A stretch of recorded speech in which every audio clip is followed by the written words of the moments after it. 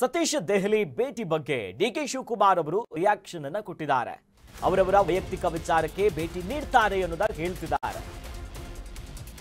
ಸತೀಶ್ ಜಾರಕಿಹೊಳಿ ಅವರ ದೆಹಲಿ ಪ್ರವಾಸದ ಬಗ್ಗೆ ಡಿಕೆ ಶಿವಕುಮಾರ್ ಒಂದು ಪ್ರತಿಕ್ರಿಯೆ ಕೊಟ್ಟಿದ್ದಾರೆ. ನೋಡಿ, ಅವರವರ ವೈಯಕ್ತಿಕ ವಿಚಾರಕ್ಕೆ ಅವರು ದೆಹಲಿಗೆ ಹೋಗ್ತಾರೆ, ಅವರವರ ಕೆಲಸಕ್ಕಾಗಿ ದೆಹಲಿಗೆ ಹೋಗ್ತಾರೆ. ಅದರಲ್ಲಿ ಏನು ತಪ್ಪು?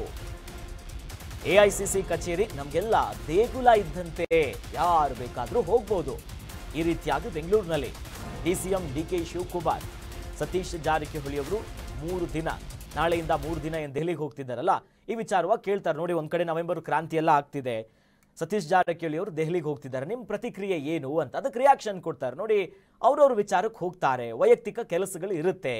ಇನ್ನು ನಮ್ಮ ಎಐಸಿಸಿ ಕಚೇರಿ ಇದೆಯಲ್ಲ, ಇದೊಂಥರ ದೇವಸ್ಥಾನ ಇದ್ದಂತೆ, ಯಾರು ಬೇಕಾದರೂ ಹೋಗ್ಬೋದು, ಅದರಲ್ಲಿ ಇನ್ನೇನು ವಿಚಾರಗಳಿಲ್ಲ ಅಂತ ಡಿಸಿಎಂ ಪ್ರತಿಕ್ರಿಯೆ ಕೊಟ್ಟಿರೋದಿದು.